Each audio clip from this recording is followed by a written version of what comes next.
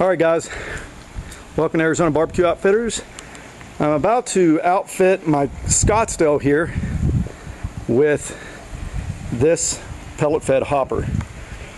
What it requires me to do is to cut a hole right here so that I can weld that flange, attach that plate to it, which will allow me to attach the pellet hopper to the grill.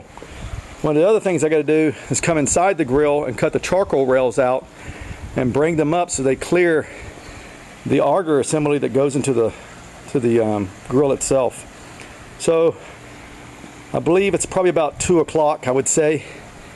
Probably gonna take me about an hour to do it.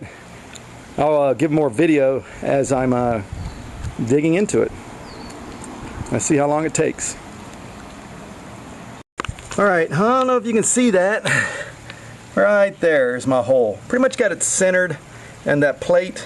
And this is based off of that particular diagram right there.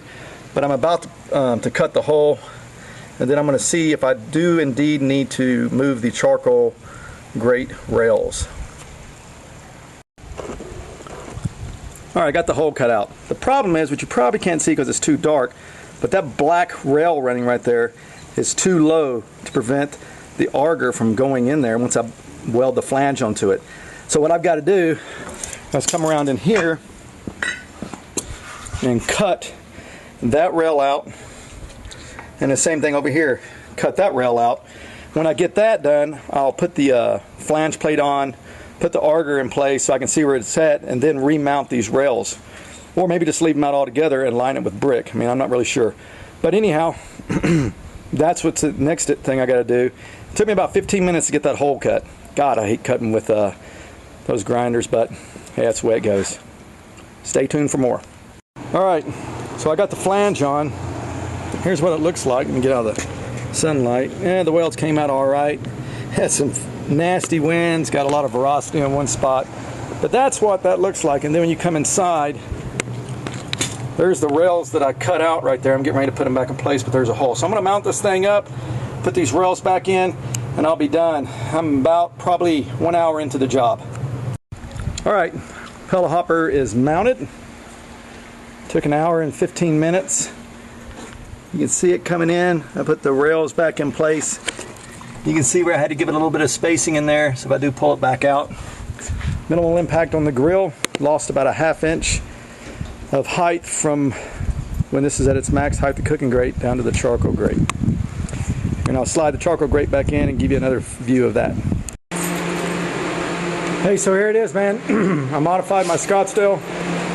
Put the Smoke Daddy Pellet Pro on it. There's the flange that I made. Come on around over here so you can see it. That's the flange assembly. I welded mine on. I can make them where they can be bolted on.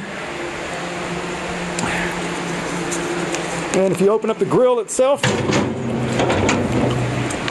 you can see the auger assembly and the fire pot there.